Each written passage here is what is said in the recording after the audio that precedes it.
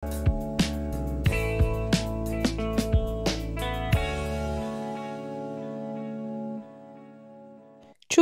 som Táňa a vítam ťa pri novom dieli podcastu Bez pravidiel. V dnešnom dieli som sa tak rozhodla nejak ísť veľmi nesystematicky, lebo som rozmýšľala nad tým, že by som tak nejak zhodnotila moje herné leto a vlastne akože herné leto vo veľkých úvodzovkách, pretože keď som sa tak pozerala na BG Stats, že čo som teda vlastne v tom júli a v auguste hrala, tak som si uvedomila, ako strašne málo som toho hrala. A aj to, čo som hrala, som nehrala nejak extrémne veľa, že by som povedala, že dobre, leto bolo o hraní do hĺbky, no nebolo. Leto bolo neviem ani o čom bolo toto leto, pretože posledný mesiac nejak, hlavne teda ten august, ten preletel tak rapidne a rýchlo, že ani neviem, čo som vlastne hrala. A mám pocit, že som nehrala v podstate nič. Ale o niečom sa určite baviť budeme, keď už točím podcast, tak aspoň niečo vám poviem. Ja som si tak prešla ten môj júl a august a zistila som, že vlastne som hrala veľmi veľa rôznych zaujímavých noviniek. Úplne ako prvé by som spomenula novinku, ktorá ma najviac bavila, a to boli... No, teraz nad tým tak rozmýšľam, najviac bavila. Sú dve novinky, ktoré vyšli teraz a obidve sú to také variace reštauračné hry. Dám vám 3 sekundy na to, aby ste si rozmysleli, aké hry to sú, ale sú to Kráľové rýchleho občerstvení a Zvířecí kuchtíci. Ja by som určite k tým Kráľom rýchleho občerstvení určite budem o tom točiť diel, aj samostatný, aj by som to možno spomenula niekedy v prvom ťahu, pretože o tom by som rozprávala asi teraz veľmi dlho. Len tak v krátkosti, bola som teraz v Prahe, teraz je vlastne, dnes je utorok, je 12 hodín, ja mám v sebe už 5 káv, takže možno som trošku naspidovaná, takže sa veľmi ospravedlňujem. A povedala by som vám o mojom výlete do Prahy. Ja som bola cez víkend v Prahe, bola som sa stretnúť vlastne s Rudou z polední pauzy. Točili sme spolu jeden diel, taký veľmi improvizovaný, podľa mňa taký celkom milý diel podcastu, v ktorom sme sa bavili o tom, ako sme s deskovkami začali, čím sme si tak prešli a vlastne kde sme už dneska, ako dvaja, nazvime to influenceri, ale akože neznášam to slovo. Jednoducho sme v tej komunite nejak zaštrikovaní a je nás už tak strašne veľa, za čo ja som strašne rada, že už poznám naozaj tak extrémne veľké množstvo skvelých ľudí, kam patrí určite aj Ruda, s ktorým sme teda točili tento podcast a bolo to moc fajn. Aj sme si zahrali nejaké hry, také blbiny, nazvime to, a potom sme teda točili tento podcast. Odtiaľ som išla za RZBet, za Radkom a za Jirkom s tlami a najprv sme hrali Lumpark, potom sme hrali Root. Ten Root, mám taký pocit, že spomínam v posledných podcastoch nejak často. A je to asi pravda, pretože ja som Rootu nejakým spôsobom prepadla. Mňa tá hra zo začiatku nebavila. O tom sa chcem baviť možno aj na konci. Teraz to iba tak prebehnem, že čo sme robili a tak ďalej, ale teda hrali sme Root, o tom budem asi hovoriť aj neskôr. A potom som dostala pozvanie na raňajky, tie raňajky sa potom pretiahli vlastne až do obeda a hrali sme práve Kráľov rýchleho občerstvení. Táto hra bola pre mňa taká, že ja ju nechcem, ja ju ani nepotrebujem, tá hra je proste škaredá, ale čím ďalej teraz ako vyšla vlastne v češtine, tak sa o nej samozrejme viac a viac rozpráva a ja som bola ešte viac a viac zvedavá, že aká tá hra vlastne bude. A teda som ju vyskúšala, ja už ju mám síce doma kúpenú, takže by som ju bola vyskúšala tak či tak, ale vyskúšala som ju teda s RZ a s Radkom a musím povedať, že tá hra je super. Naozaj, oni hrali už vlastne druhú hru, ja som hrala prvú, prehrala som veľmi, Radek nás akože rozmetal na totálku, ale na moju obranu ja som to nie že nepochopila, ale tú stratégiu som si vytvorila samozrejme až v polovici hry, lebo najskôr som dávala pozor na to, či to robím dobre, aké sú nejaké tie postupy a tak ďalej. Ale tá hra je naozaj dobrá. Naozaj veľmi dobrá. Je to silne interaktívna hra, kde proste musíte sledovať, kto čo robí, kedy to robí, ako to robí a mne sa to strašne páčilo. Vizuál tej hry je taký... osobitý, sa tomu môže povedať, ale tá mapa je asi jediné, čo mne vadí. Mne sa tie karty páčia, tie karty sú také retro, minimalistické, tie sú naozaj pekné. Ale tá mapa je naozaj, že fakt, že hnusná. Ešte na fotkách je to ešte horšie tým, že tam máte naozaj pocit, že ako by to bolo vystrihnuté z papiera.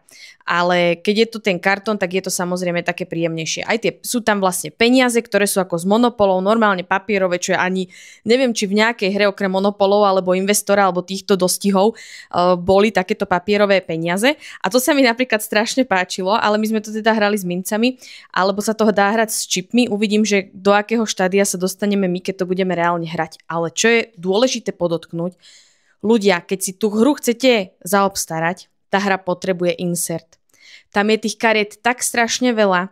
Ten setup trvá dlho. OK, setup veľa hier trvá dlho, ale naozaj to zaberie strašne veľa miesta, lebo vy budete hrať s tým, že budete stále nakupovať nejaké karty a tie karty budete následne vylepšovať. To znamená, že vy vrátite tú starú kartu a vezmete si novú, nejakú vylepšenú, s nejakou lepšou schopnosťou a tak ďalej. Proste na tej hierarchii tých zamestnancov budete postupovať stále dopredu a dopredu. Takže vy ich tam musíte mať všetky vyložené, ideálne v nejakom logickom, múdrom poradí, aby sa vám to potom aj dobre vyberalo a hľadalo a nemuseli ste nad tým nejak extrémne dlho rozmýšľať. Takže naozaj tá hra potrebuje insert ako soľ. Takže to by bolo k tomu, k tým kráľom rýchleho občerstvení a vrhneme sa na to, čo iné som ešte v lete hrala. Okrem tohto a tohto môjho výletu do Prahy sme hrávali dosť málo. Aj tie naše skupiny, s ktorými sa stretáme, tak to cez leto bolo náročné. Hej, všetci sú rozlietaní, dovolenky, neviem čo. Takže dúfam, že príde jeseň, prídu hnusné škaredé dni, veľa bude pršať, bude zima a všetci sa budú držať doma pri stole a budú hrať hry. Takže na toto ja sa teším. Myslím si, že jeseň je a zima a skorá jar je obdobie každého deskovkára, kedy netreba chodiť von a len sedieť za stolom. My sme veľa hrávali s manželom Kardiu, čo je vlastne taká rýchlovka, kartová. Točila som o nej video, možno som už o nej rozprávala aj v podcaste. Je to hra, ktorá je naozaj rýchla, na 5 na 10 minútiek, čiže tá sa na stôl dostala celkom dosť. Potom sme hrávali celkom veľa Mars Terraformace, kockovú hru, pretože tá manžela naozaj baví. Je rýchlo rozložená, nie je na dlho, zahráme ju kľudne, aj keď sú decka ešte hore, takže to sa dostalo na stôl často. Mňa to tiež baví. Je to pre mňa taká oddychovková hra, ja som vlastne o nej točila aj naposledy diel podcastu. To ma naozaj baví, ja tomu nemám čo vytknúť, keď viete, čo od toho máte očakávať. Supýta mi tu pes, dúfam, že to nepočujete, ale teda ak by ste uvažovali nad tým, čo mi tu cupka, tak pes. Takže to sa hralo. Potom som vlastne dostala na recenziu nové rozšírenia do Kacíra. S tým, že môj muž to ešte nehral, takže my zatiaľ hráme len základ, pretože my sme sa tak stretli, že on je skôr ten hĺbkový hráč a on potrebuje najprv zahrať ten základ, alebo každú hru potrebuje proste hrať viackrát, on to tak má rád, ja zase vyskúšam a poďme nové rozšírko a ideme na to. Takže to hrávame Kacíra. To nás baví dosť. Ja síce nemám moc rada takéto preťahovačkové hry, ale tuto to nie je iba o tom, že sa ťaháte o jeden bod. To ja nemám rada, keď sú nejaké dvojkovky, ktoré sú fakt založené na tom, že budeme sa teraz preťahovať o jeden bod. Tu je to trošku náročnejšie, zložitejšie a tá hra ma naozaj baví, hrám ju rada, ale musím povedať, že hrať za čarodejnicu ma baví teda podstatne viac ako za lovca. Neviem, čím to je, či je to tou témou, či je to tou mechanikou, lebo ono a zase až taký rapidný rozdiel mechanický alebo herný v tom nie je. Ale za tú čarodejnicu ma hold baví hrať viacej. Keby ste nevedeli, čo je Kacír, Kacír je hra, je to čisto dvojkovka, kde sa jeden z vás stane čarodejnicou a druhý sa stane lovcom. Čarodejnica má za úlohu vytvoriť alebo teda urobiť rituál. Ona vie, ktorý z 9 dedinčanov, ktorí sú vyložení v strede stola, je tá pravá čarodejnica. Samozrejme, ona svoju identitu pozná. Lovec nepozná, ktorý z týchto 9 dedinčanov čarodejnica je, čiže úloha lovca je chytiť čarodejnicu, úloha čarodejnice je teda vykonať tento rituál. Dá sa vyhrať aj inými spôsobmi, to znamená, čarodejnica vyhrá, keď lovec upáli 3 nevinných, a tak ďalej. Jednoducho je to veľmi pekná hra, ovládaná kartami, sú tam žetóny, pekná borda, grafika je nádherná, akože vyzerá to tak ako ten Darkest Dungeon, je to mne sa tá grafika strašne páči, je taká pochmúrna a hlavne tá čarodejnicina strana je fakt veľmi pekná. Takže to sme hrali teraz pomerne dosť. Čo sme ešte potom hrali, ani nie nejak extrémne veľa, ale hrali sme novinku od Bohemian Games a to je hra Stredoviek. Musím povedať, že tá v 2 hráčoch je taká to nie je moc zaujímavé, ale v 4 hráčoch, keď sme to hrali, tak tá hra je naozaj super. Je veľmi pekná. Neviem, či viete, o čom tá hra je. Zase to tak nejak asi prebehnem. Tento diel bude, predpokladám, naozaj veľmi dlhý, ale tak čo už, no. Takže, aby som prebehla ten stredovek. Tam je to, neviem, či poznáte hru Dragomino, neviem, koľký z vás, čo ma počúvajú, majú deti alebo hrávajú s deťmi, ale hra Dragomino spočíva v tom, že sa tam vyložia nejakým spôsobom doštičky a vy si vyberáte. A to funguje presne takisto aj tu. Vy vyložíte takú mriežku doštičiek podľa toho, koľko hráčov hrá a budete tam dávať svojich pajďulákov, sú to takí kráľovia, alebo ako by som to nazvala, nejakí šlachtici na koňoch a budete ich dávať na túto doštičku. Vždy sú zoradené podľa čísla, to znamená, že tá, ktorá je s najnižším číslom je najviac vľavo a čím bude číslo väčšie, tým je viacej vpravo, čím sa vlastne potom určuje poradie. Kto si vezme tú s tým nižším číslom, ktorá je väčšinou akoby menej silná alebo menej zaujímavá, tak ten pôjde v tom ďalšom kole prvý. To znamená, že si vie zaistiť tú svoju pozíciu prvého hráča, ktorý si bude vyberať v tom ďalšom kole, ale zase ak si vyberie nejakú doštičku, ktorá je pri konci, tak zase o tú svoju pozíciu prvého hráča príde. Takže je to také veľmi pekne vybalancované. A čo sa týka nejakého gameplayu, tak vy si budete tieto doštičky dávať do svojho panstva a budete nejak bodovať, získavať peniaze a tieto peniaze, či už budete daniť, kradnúť a tak ďalej, budú vlastne vaše víťazné body. Tá hra vyzerá strašne pekne, hlavne preto, že tie jednotlivé tajly, ktoré si budete brať a ukladať do toho svojho panstva, do seba krásne zapadajú ako puzzle. Úplne na konci chcete mať čo najviac tých doštičiek, že by ste si ešte pridávali, lebo to vyzerá naozaj veľmi pekne. Oni sú krásne ilustrované tie tajly, takže je radosť na čo sa pozerať. Krabica má taký zlatý detail, naozaj čo sa týka estetickej stránky tejto hry, tak tá je fakt super. Herne, ako hovorím, ideálne aspoň tí 3 hráči. V 2 to nie je také zaujímavé. 3, 4 a dá sa to hrať aj v 5 hráčoch, to sme ešte neskúšali, musím to vyskúšať. Neviem ale, že či sa to nejak stane, lebo v 5 nehrávame. Musím povedať, že v 5 som snať ešte nehrala nič.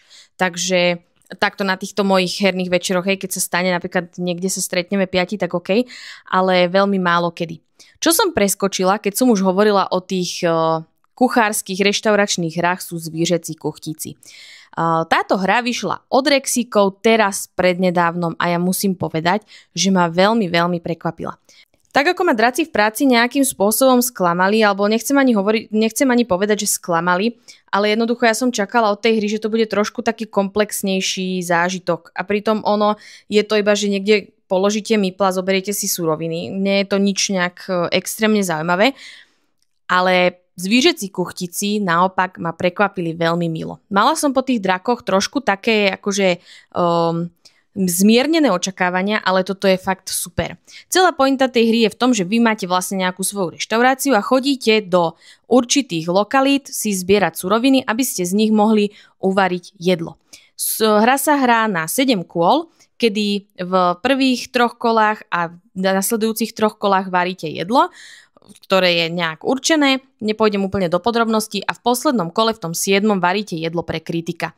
Pre kritika chcete mať tie najlepšie, najluxusnejšie suroviny, to znamená, že on má taký špeciálny svoj tanier, kde ukladáte suroviny a on si z každej tej suroviny vezme len jedno sústo. To znamená, že vy z každej suroviny, ktorých je, myslím, 7, teraz nechcem klamať, sú to vlastne ryby, mäso, sír, huby, víno a tak ďalej, si vezme vlastne len jednu tú surovinu, to znamená, že vy chcete mu dať len a len tie najlepšie, najkvalitnejšie suroviny. Všetko sa to robí za zástenou a je to naozaj strašne dobré. Mne sa to naozaj veľmi páči. Tá hra je taká oddychovková, má prenádhernú grafiku, naozaj prenádhernú. Už len keď sa pozriete na tú krabicu, aká je krásne detailná, tak detailné a krásne roztomile ňuňavé je všetko v tej krabici. od tých surovín, po tie jedlá, po tie lokácie, sú tam nejakí pomocníci, každý má tú svoju reštauráciu, naozaj nádhera. Ja jediné, čo ľutujem, keby som bola bývala vedela, že ma tá hra bude tak baviť, tak by som si ju zobrala z Kickstarteru, kedy sú aj všetci tí pomocníci ako mípli. Tu sú len také tie žetóny, ktoré by ste si dali akoby do standees, ale nie sú tam tie nastavčeky na standees. Proste je to iba žetón. Čo ma mrzí, pretože naozaj tí míplici sú pekní a hlavne je to strašne proste krásne ilustrované. Je to krásne preložené, lebo proste to prekladali Rexíci. Čo iné sme čakali ako skvelý preklad. A naozaj je to veľmi taká milá oddychovková hra. Ja viem, že v tomto som ja strašná baba. Proste mne to príde strašne ňuňavé a za to sa mi to veľmi páči. Ale aj mužovi sa to páčilo, takže aj to chlapské srdiečko to vie nejak rozohniť. Ale to mám rada, naozaj to si rada zahrám a už sa teším, keď budem mať väčšie deti, keď musia vedieť čítať. Samozrejme je potrebné tam vedieť čítať, alebo akože ani by ste možno nemuseli vedieť čítať, že budete to hrať s nejakou pomocou, s odhalenými kartami alebo niečo, ale myslím si, že zase herne nebude vám to dieťa, ktoré ešte nevie čítať, žiadna konkurencia a neužijete si to. Takže na toto sa naozaj teším. Zatiaľ budem teda to hrávať s dospelákmi, ktorých myslím si, že tie moje herné skupiny, ktoré ja mám, tých mojich eurókárových informatikov, chlapov, asi to nejak nenadchne, ale budem ich musieť nejak k tomu dokopať a potom samozrejme musím nejaké baby k sebe zohnať, aby si to so mnou zahrali, ale dobre. Čiže to by boli tí zvířecí kuchtici. Nehovorím, že to nie je nejaká hra pre chlapov, you do you. Ak ste chlapi, ktorí si to radi zahrajú, tak mi dajte vedieť, ja si to s vami zahrám hneď rada. Lebo naozaj tá hra ma veľmi milo prekvapila. Samozrejme nečakajte od toho nejakú extrémnu komplexitu, ale zábavnosťou je naozaj veľmi dobrá. Potom okrem týchto teda zvieracích kuchtíkov sme hrali od Rexíkov Babylon. O ňom bol tiež akože... O Babylone bol naposledy diel, teda ten posledný diel podcastu vyšiel práve o hre Babylon a tá hra je taká neviem, akože nehovorím, že je to zlá hra, ale nejak ju nepotrebujem dostávať na stôl. Keď si mám vybrať napríklad medzi tými zvířecími kuchtíkmi a tým Babylonom, 1500 krát si zahrám radšej tých kuchtíkov. Ten Babylon je taký, je fajn, neurazí, nenadchne. To je asi taký...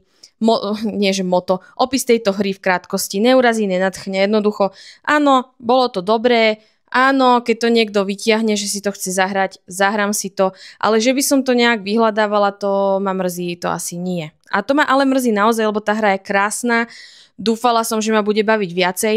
Je pravda, že je to taký typ hry, ktorý asi my moc doma nevyhľadávame, pretože je to také, že OK, nemáte ani pocit, že ste akože niečo si zahrali, moc sa tam nerozmýšľa, je to veľmi také jednoduché, takže to je Babylon. Nehovorím, že je to zlé, ak máte nejakých nehráčov alebo takých slabších hráčov, tak super, tak tá hra sa vám bude páčiť. Hovorím, ja som to hovorila aj v tom minulom podcaste. Je to fajn, ja si ju určite si ju doma nechám, lebo je to hra, ktorú si viem predstaviť, že si zahrám s maminou, že si zahrám s babami pri káve alebo niečo s nejakými kolegyňami a takto. Takže na toto je tá hra celkom fajn. Čo sme ešte hrali ako novinku, boli vlci. Tých sme hrali zatiaľ iba raz, myslím teraz Vlkov od Mindoku, čo je hra, ktorá vyšla teraz v reprinte a je to hra určená pre 2 až 5 hráčov, približne na krabici máme 75 minút. To tak sedí, povedzme, my sme to možno hrali o niečo dlhšie. Hrali sme ju zatiaľ raz, hrali sme ju v 4, ja už som ju hrala predtým, preto som ju aj chcela, pretože je to veľmi jednoduchý, šikovný, nádherne vyzerajúci area control, ktorý je tematický, je jednoduchý na vysvetlenie. Celá pointa spočíva v tom, že vy máte pred sebou svoju farbu vlkov, máte nejakých normálnych vlkov, máte nejakých alfa vlkov, tým budete stavať pelechy, jaskyne a budete sa vlastne rozširovať stále viac a viac po mape, kde budete loviť, budete ovládať nejaké územia a budete samozrejme získavať víťazné body. Hra sa boduje na konci, samozrejme, ale aj v priebehu hry sa vlastne získavajú nejaké víťazné body za to, kto kde ovláda nejaké územie. Je to vlastne založené na fázach mesiaca. A čo sa týka vašich možností, vašich pohybov a tak ďalej, vy máte pred sebou 5 doštičiek. Každý z vás dostane vlka nejakej určitého typu. To znamená, že sú tam snežní vlci, sú tam lesní a tak ďalej. A tento vlk, každý teda dostane tú svoju doštičku, ktorá je z oboch strán rovnaká. To znamená, že vždy má k dispozícii tento bióm. Následne dostanete doštičky so všetkými biómami, ktoré sú obojstranné a vždy, keď ju otočíte, tak tam bude ten bióm iný. A vy to budete chcieť kombinovať takým spôsobom, že vždy, keď chcete niečo spraviť, potrebujete na to určitý počet týchto doštičiek v tom, ktorom biome. To znamená, že keď ja sa chcem pohnúť, stačí mi otočiť len jeden.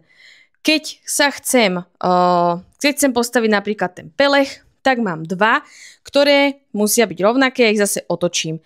A keď chcem napríklad robiť vytí, to znamená, že kedy chcem niektorého vlka premeniť na svojho, keď je osamotený, to môže byť buď iba taký žetónik, ktorý je vlastne na mape, alebo to môže byť aj osamotený vlk iného hráča.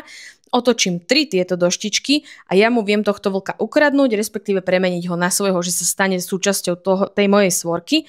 A to je fakt veľmi pekné, jednoduché, elegantné, vyzerá to dobre. Tá hra je krásne farebná, zaujímavá a musím povedať, že vlci ma nadchli a absolútne mi je jasné, že prečo bola tá hra vypredaná. Teraz je teda dotisknutá a myslím si, že pokiaľ máte radi area control, ale nemusí to byť zrovna taký nejaký vojenský, heavy, škaredý, vojnový area control, ale chcete niečo jednoduchšie, milšie, peknejšie, tak tí vlci sú ideálna voľba. A potom, ako posledné, sme dosť veľa hrali Grand Austria Hotel. Grand Austria Hotel je hra, ktorej ja som úplne prepadla, pretože to je presne typ hry, aký ja zbožňujem. Tá hra je staršia. Ja som už o nej, teraz nie som úplne istá, či som už o nej rozprávala, ale zdá sa mi, že hej. Ale ja o nej budem rozprávať s radosťou znova a znova. Určite o nej chcem spraviť samostatný diel, kde sa nejak ponorím do hĺbky tej hry, pretože tá hra si to naozaj zaslúži. Neviem, ako je na tom teraz, či je zohnateľná alebo nie. Ja som si kúpila na Ludopolise posledný kus, keď som videla, že už tam je len jeden, ja som si ho hneď musela kúpiť, pretože tá hra ma strašne baví. Je to hra plná komb, je to hra, kde sa viete dostať do situácií, že spustíte si niečo a idete ďalej a to ja mám naozaj strašne rada, keď to takto nejakým spôsobom vyšpekulujete a to je teda Grand Austria Hotel. Nebudem o tom viacej rozprávať. Určite jeden z najbližších dielov bude o tomto. Okrem toho sme hrali samozrejme Smíšený les, to už mi aj trápne o tom rozprávať. Je pravda, že už sme ho nehrali za posledné asi 3 týždne ani raz, čo je asi nejaký extrémny rekord, pretože tieto posledné 3 týždne boli také hektické, boli také trošku také letné, no. Také rozbúrené, takže uvidíme, keď sa to vráti zase všetko do normálu, či sa k tomu dostaneme. A dokonca, keď tak nad tým rozmýšľam, ja som ani nehrala nič solo za posledný mesiac. Naozaj, že absolútne nič. Ja mám v stole rozložených spícich bohov, ja som sa ich nedotkla, prisahám Bohu celý august som sa ich nedotkla. Nehrala som nič, čo ja zvyknem minimálne si zahrať, ja neviem, na lovce, alebo z jeden Hadrianu val si sem tam dať večer. Ja som nehrala absolútne nič. Toto leto neviem, čo sa stalo, ale už potrebujem sa dostať do nejakého herného normálu a zase sa dostať k hraniu. Teraz tak na to pozerám, či som spomenula vlastne všetko, čo sme za to leto stihli z takých tých noviniek, o ktorých som možno ešte nerozprávala, ale teraz mrkám na to, že som nehovorila o hre Do oblak.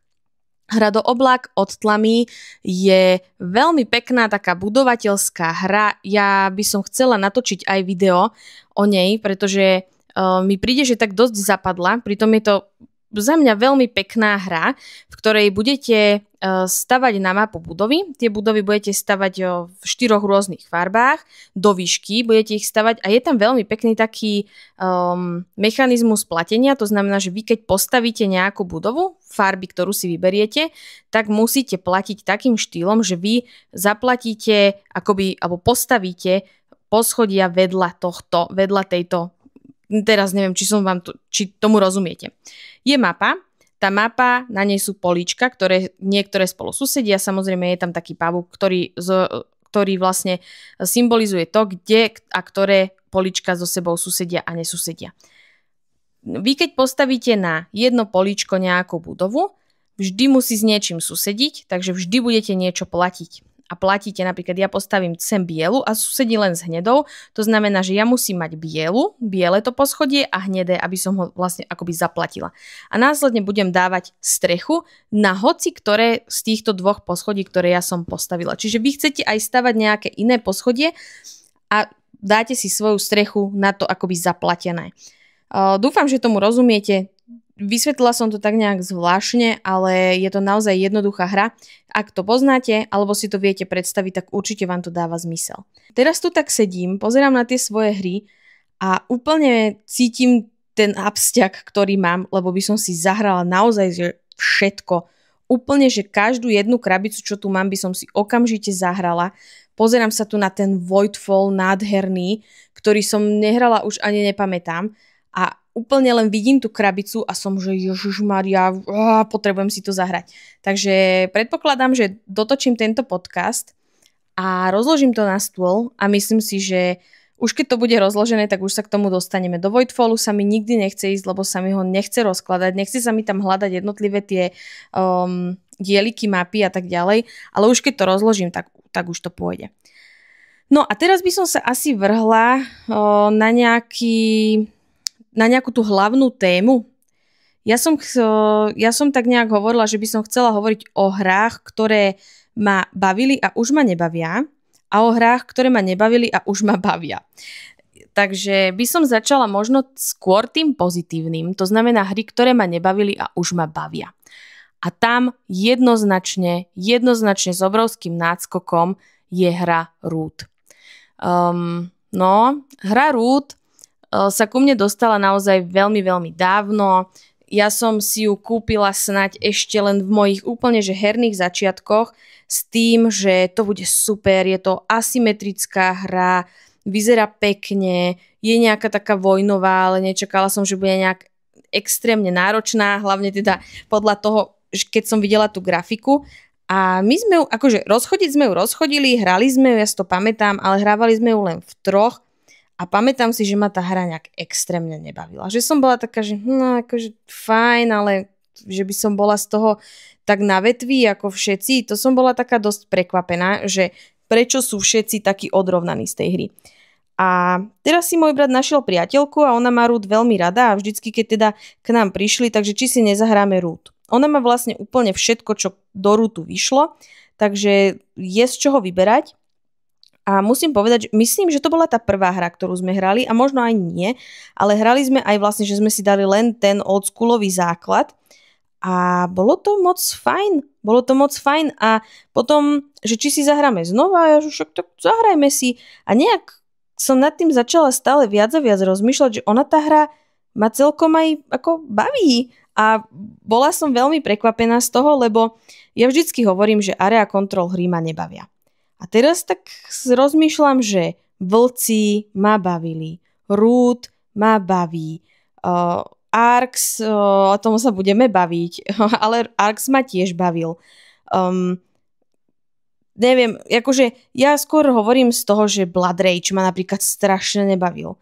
Ale hrala som to raz, dostala som totálne na prdel, takže možno, že to bude aj tým, neviem. Ale nejak začínam prepadať takýmto hrám a neviem, či to je dobré alebo to je zle, ale vrátime sa k tomu Rootu. Ja som teda v Roote nehrala som určite všetky frakcie, ešte mi ich dosť chýba Ale teraz naposledy, ako som bola v tej Prahe, ako som vám hovorila, tak sme hrali snať tú najmierumilovnejšiu hru rútu, akú si viete predstaviť. My sme tam mali 3 súboje, možno 4, keď nech neklamem. Bolo to fakt, že veľmi také diplomatické. Hrali sme vlastne v spojení vidry, tulák, jazvece a ja som hrala za krkavcov, ktorých som si chcela vyskúšať a tí sa mi naozaj páčili. Boli veľmi jednoduchí, čo je pravda, že tam je taká nevýhoda, že vy tam vlastne robíte stále len 3 veci dokola a nejak nie je to ani tak moc o premýšľaní, je to skôr také jednoduchšie, ale bolo to veľmi príjemné. Aj som skoro vyhrala, skoro, ale takže to bol rúd s tými krkavcami. Hrala som potom vlastne aj za vidry, hrala som aj lesnú alianciu a tá ma celkom bavila.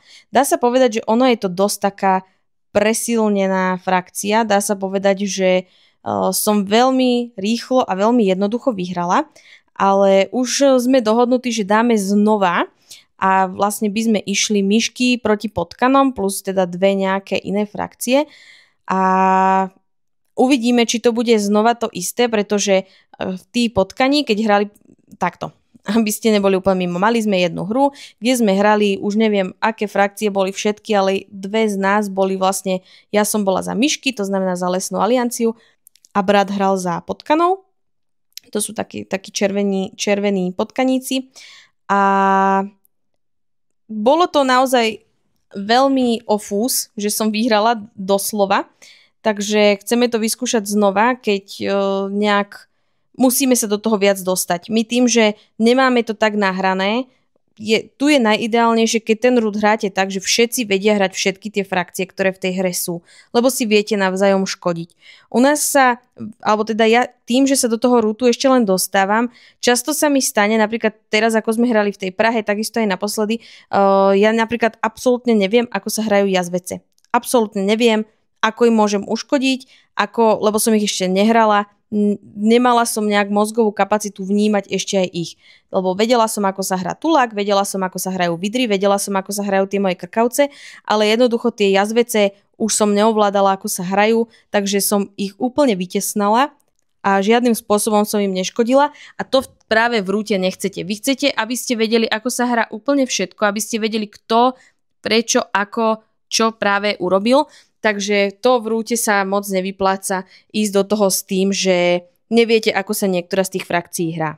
Že tu naozaj mám taký svoj mini cieľ zahrať si úplne všetky tie frakcie, aby som mala aspoň minimálne predstavu, ako sa hrajú. Nehovorím, že ich chcem mať odohraté nejak extrémne do hĺbky.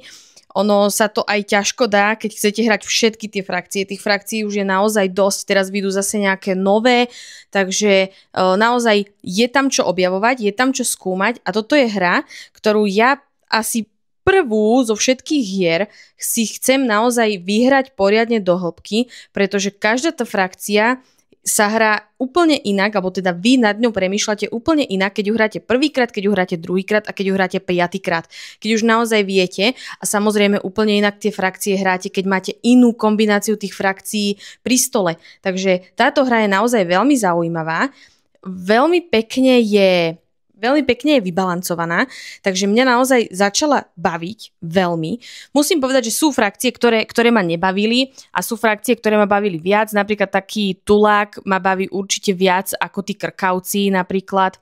Alebo vidry boli také, že OK, veľmi záleží od toho, aké iné frakcie tam máte. My sme hrali pri stole, že vlastne ja som mala vidry, Danka mala lizardov, jašterákov, takže oni potrebovali karty, čiže ona u mňa nakupovala veľmi veľa, takže my sme sa kamošili. Ale keď bola táto hra v tej Prahe, kedy fakt bola to veľmi taká mierumilovná hra a nikto nepotreboval nič, my sme nepotrebovali ani karty, nepotrebovali sme ani chodiť po rieke a nepotrebovali sme už vôbec nejakých vidrých bojovníkov, takže naozaj tie vidry hrala Erze, bola úplne posledná, lebo jednoducho tie vidry sú také, že oni potrebujú, aby ste ich potrebovali. A my tým, že my sme ich nepotrebovali, tak ona ako mohla si pískať. Ona nemala čo robiť, keď my sme od nej nenakupovali. Takže nie všetky frakcie sa dajú pekne skombinovať so všetkými, treba na to myslieť.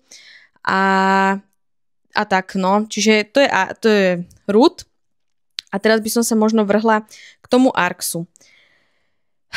No, Arks. Arks je hra, z ktorej ja som bola extrémne nadšená. Extrémne. Ja som už dlho, okrem toho Grand Austria hotelu, nebola z nejakej hry takýmto spôsobom nadšená, zbláznená, že som si naozaj pozerala tú hru, gameplaye a bola som naozaj že nabudená na tú hru. Arks ma nadchol, ale tak ako som zahorela láskou k nemu, tak rýchlo tá láska aj zhasla. Ja som si uvedomila, že to, čo mi vadilo hneď pri tej prvej hre, sa ešte prehlbovalo a ja veľmi nerada rozprávam negatívne. Nie som človek, ktorý by nejak akože bol negativistický a hľadal tie chyby a tak. Nie som na to zvyknutá, neviem to robiť, ale jednoducho ten Arks ma sklamal a chcem vám povedať čím a neviem to nejak moc uchopiť. Čo mne vadí na tom Arkse je, že on ma tak veľmi zväzuje. Neviem, či si už Arks hrali. Ja som o ňom myslím, že točila takisto diel, ale tiež som to myslím hovorila len v prvých dojmoch, čiže neišla som tak extrémne do hĺbky. Je to tiež nejakým spôsobom asymetrická hra, tiež je to hra od Verleho, ako Root, ako Pax Pamir. A ja som mala pocit, že toto spája to najlepšie z Pax Pamiru a z Rootu a povedala som si, lebo ja som si chcela kúpiť Pax Pamir, to bol akože, to som vyskúšala, som si povedala, že Pax Pamir je pecka, to proste chcem mať doma, Pax Pamir ma strašne baví. A potom som si zahrala Arks a povedala som si, že to je také Trollililinku podobné, ale je to skôr tematicky pre mňa zaujímavejšie, predsa len ten vesmír je pre mňa určite zaujímavejšie ako tematika toho Paxu, ale Arks je veľmi taký obmedzujúci a to mi strašne vadí. Ono nevadí to človeku, keď nie je obmedzený, samozrejme, aké nečakané, že? Ale nastávajú tam také situácie, že vy, pokiaľ idete prvý, tak vy vlastne zahráte kartu, ktorá má určitú farbu a určité číslo. Ono sa to nazýva štychovka nejaká, ale to so štychovkami ani nemá nič spoločné, lebo tam nikto nevyhráva štých, nemusíte ctiť farbu, jednoducho nemusíte, proste nie je to štychová hra. Sú tam len karty, ktoré majú číslo a majú farbu. Vy keď zahráte túto kartu ako prvý hráč, ako ten, čo má iniciatívu, tak vy máte obrovskú silu nad tou hrou. To znamená, že vy keď zahráte túto farbu, vy určite, aký typ akcií sa bude hrať. To znamená, že všetci ostatní, ktorí budú hrať po vás, môžu buď zahrať tú istú farbu ako vy, ale s vyšším číslom a získať viac akcií, alebo s nižším číslom a získať len jednu akciu, alebo zahrať inú kartu, to znamená inej farby a takisto dostať len jednu akciu. A to je jednoducho, vy sa dostanete do situácie, že pokiaľ ten, kto má tú iniciatívu, zahrá napríklad 6 kartu, vy ho už jednoducho nepredbehnete a môžete robiť, čo chcete, budete mať jednu akciu. Áno, sú tam možnosti, ako získať viac akcií. Viete platiť surovinami, aby ste získavali viac akcií v takzvanej fáze, neviem, ako sa to preložilo, predohra? Je to prelude v angličtine, neviem, ako to je v češtine. Předzviezd, myslím, že předzviezd, alebo tak nejako sa to preložilo, to je jedno. Jednoducho toto ale hráte ešte predtým, ako zahráte tú kartu. Predtým, ako robíte akcie tej karty, takže si to musíte sakramensky rozmyslieť, že čo vlastne chcete robiť. A mne to nevadilo v tých prvých hrách, pretože keď idete takým štýlom, že ten, kto je prvý, alebo väčšinou prvý, ide hrať podobným štýlom hry ako vy, tak vám to nevadí, lebo on hrá tú farbu, ktorú vy chcete hrať. Dostávate nejaké tie vlastne možnosti na akcie. Potom sú situácie, kedy vy vlastne hráte ako prvý, zahráte tú kartu a budete hrať iniciatívu, budete vyvolávať nejakú ambíciu, jednoducho budete spúšťať nejakú bodovaciu podmienku. V tom prípade vy položíte na tú svoju kartu token nuly. To znamená, že vaša karta už má iba farbu, ale nemá číslo, alebo teda má číslo a to číslo je 0. Čiže vy ju predbehnete každým jedným číslom. Čo je super, pretože ten prvý hráč vybral farbu, ale už nemá tak vysoké číslo, ale dal nejakú bodovacú podmienku. Po každej tej kapitole, po odohratí jednej tej sady kariet, ktorú dostanete, sa bude bodovať. A ten, kto bol prvý, tak ten vlastne vyvolá podmienku, respektíve určí, čo sa bude bodovať a za koľko bodov sa to bude bodovať. Kto v tom určitom bode vyhráva, kto má najviac nejakej suroviny, kto má najviac... Teraz ma to napadá v angličtine, lebo ja mám v angličtine tú hru, kto má najviac zajacov, kto má najviac trofejí a tak ďalej. Takže je to také, že OK, pokiaľ sa zhodnete s tými hráčmi, tak je to fajn.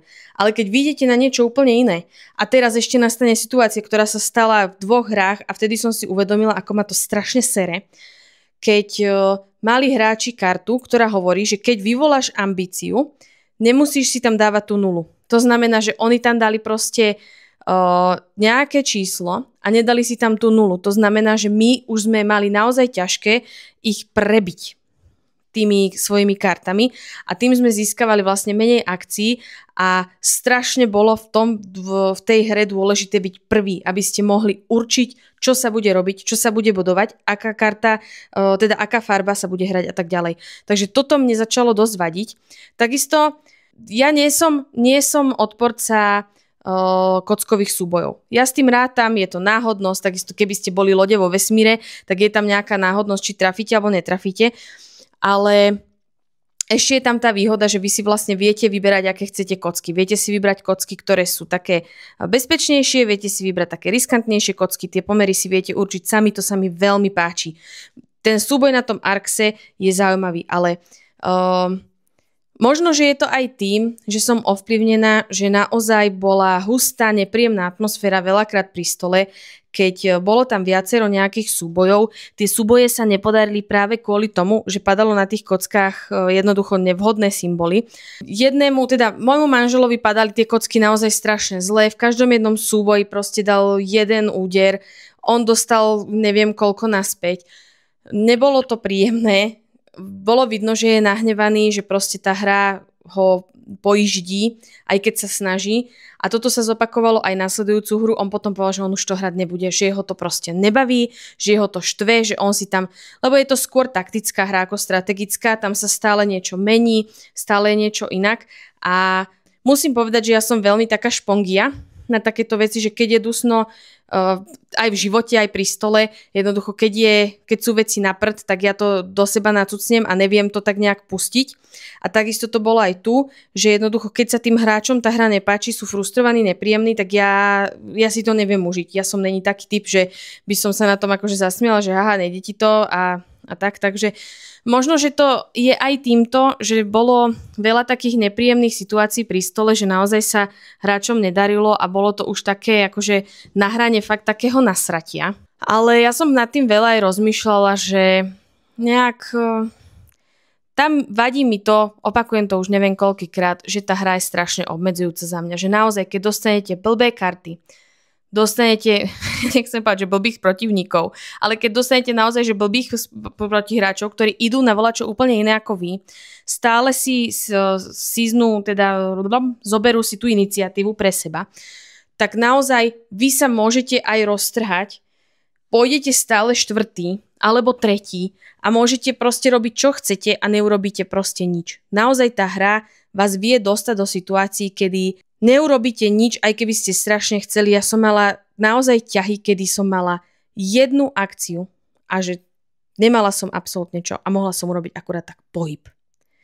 A je to strašne na nič, keď niektorí hráči majú 4 akcie, teraz si vybudujú lode, opravia, presunú sa, kúpia si kartu, neviem čo a vy potom idete a máte jeden pohyb.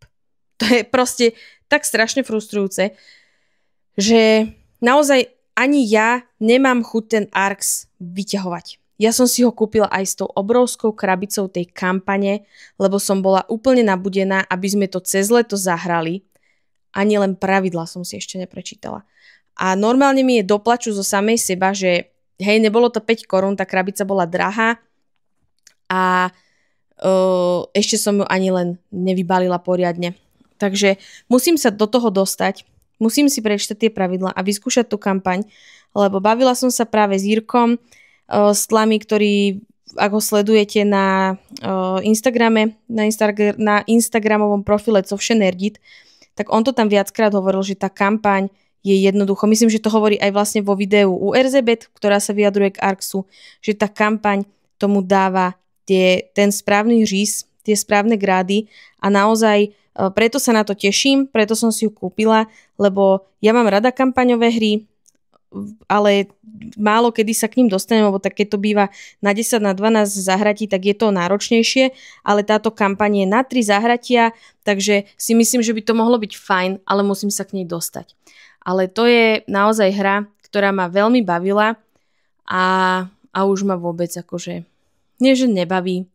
Mne sa ju nechce ani vyťahovať. Teraz ju mám pred sebou, čumím na ňu a som akurát tak smutná z toho, že ma to tak prešlo. Lebo si pamätám to nadšenie po tej hre, kedy ešte som aj vyhrala, myslím, že som vyhrala a to je asi jedno. Ale viem, že som bola strašne nadšená, že som si ju hneď objednávala aj spolu s tou kampaňou, aj s tým malým Leaders and Lore rozšírením.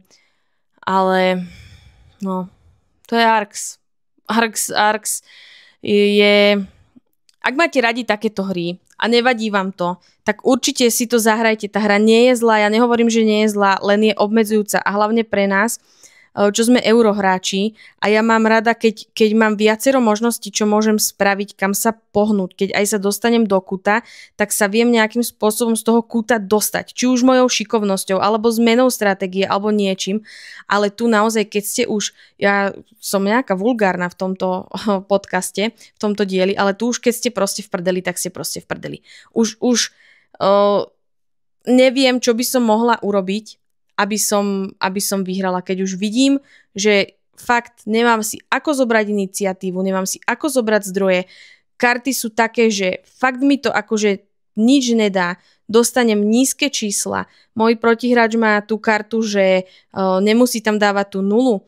Do toho sme mali neviem, či to bola karta, alebo to bolo v tom Leaders and Lore, alebo v čom to bolo, že vlastne môžete vyhlásiť, akú chcete ambíciu. Že nemusíte, lebo ambícia sa tiež vyhlasuje podľa toho, akú kartu zahráte, že mohli vyhlasovať ambíciu, akú chcú. Takže ja som bola naozaj akože v koncoch, že ja som mohla si ísť pískať a to bolo viackrát, nehovorím, že sa to stalo mne viackrát, ale viackrát sa to niekomu v tej hre stalo a ja čím viac som nad tým rozmýšľala, tak je pravda, že sa to v tejto hre vie stať. Takže to by bol Arx ako hra, ktorá ma bavila a nebaví. A Root ako hra, ktorá ma nebavila a začala ma baviť. Takže sú to vlastne dve hry od toho istého autora. Majú k sebe veľmi blízko. U nás vyšli obidve vlastne od Fox in the Box, v angličtine od Leather Games. Takže veľmi podobné hry a majú presne opačný osud. Takže to by bolo k dnešnému dielu asi všetko.